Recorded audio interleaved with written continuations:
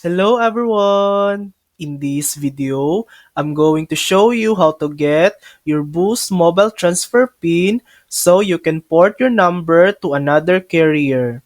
First, go to Boost mobile website and log in to your account using your phone number and PIN.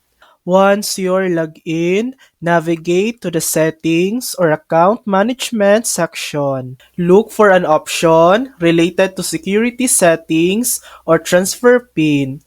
It might also be labeled as Port Out PIN.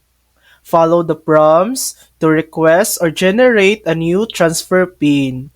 You may need to verify your identity by entering some personal information or answering security questions. Once your transfer PIN is generated, write it down or save it somewhere secure. You'll need it when you transfer your number to a new carrier. And that's it. That's how you get your Boost mobile transfer PIN. Thanks for watching! If this video helped you, please like and subscribe for more helpful tutorials.